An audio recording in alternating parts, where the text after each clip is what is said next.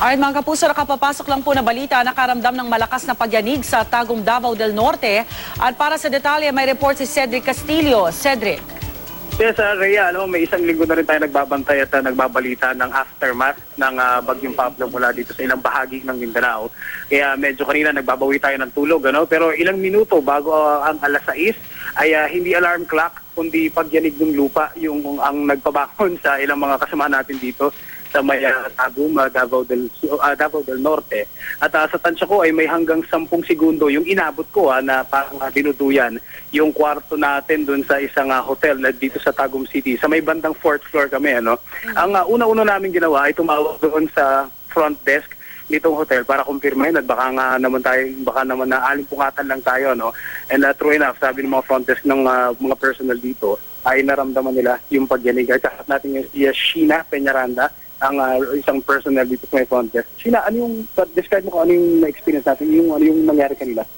So mga around 5:45 po, akala ko lang po, binibiro lang po ako ng mga kasama ko na inalog po yung table ko. So yun na pala, lumilindol na pala. So we rushed out po. Paglabas po namin, ang chandelier po sa hotel is umaalog na po. Pati ang door, glass door. So pero kahit lumilindol na po, stay calm lang po. At saka, dinireceive po namin yung mga calls ng guests. Mga ilang seconds or minutes yung shaking? Parang parang 15 minutes po yung shaking. 15 minutes. Kasi Rhea, alam mo, ilang seconds lang yung inabutan kayo. So 15 minutes, Opo, parang 15 minutes po. Yung po ang count ko. Anong ginagawa ng ibang mga kasamaan mo dito sa front desk ng time na yun?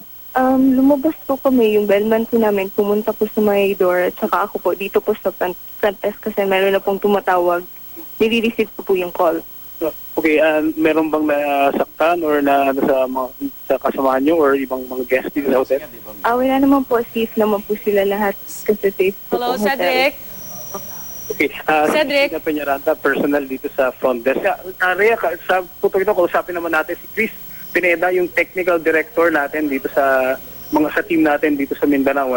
Chris, nag-set up kayo kanina na, Oo, nag-set up kami, mga bago mag-alas 6 yan Tapos syempre, matagal-tagal na kaming laging pwedo dahil sa coverage nga ng Bagyong Pablo, Kaya akala ko, nahihilo lang ako. Biglang mga 10 seconds to 15 seconds, tuloy-tuloy siya. So yung mga gamit namin umaalog, pati yung mga broadcast equipment natin, lahat umaalog. So sabi namin, pag initigil to, iba na to. Nasaan kayo nung mga sandali yun? Nasa taas ba or sa baba ng hotel?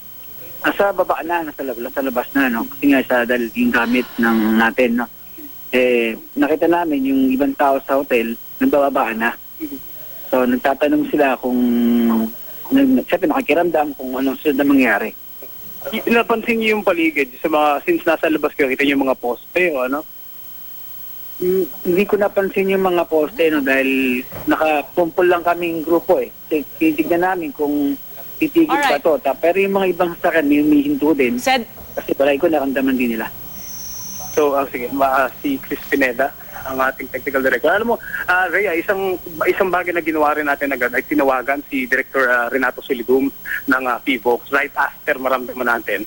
And then sinabi niya ay bago natin siya makausap, may kausap din daw siyang mga from General Santos City naman. And hanggang dun din daw ay naramdaman yung pagyanig. Tinanong natin kung tinanong niya tayo, paki-describe daw sa kanya kung ano yung shaking na naramdaman natin.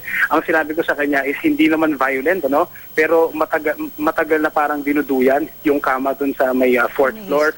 And then ang sabi niya, although kailangan nilang i-verify, pero sinabi niya sa ngayon ay malalim at malayo. Yun ang nasabi niya, malalim at malayo ang pinagmula ng lindol. Although sabi niya, tawag-tawagan na lang daw sila every now and then para sa update nung lindol, yung pagyanig na naganap dito sa may bahaging ito ng Mindanao. Rhea? Alright, maraming salamat, Cedric Castillo.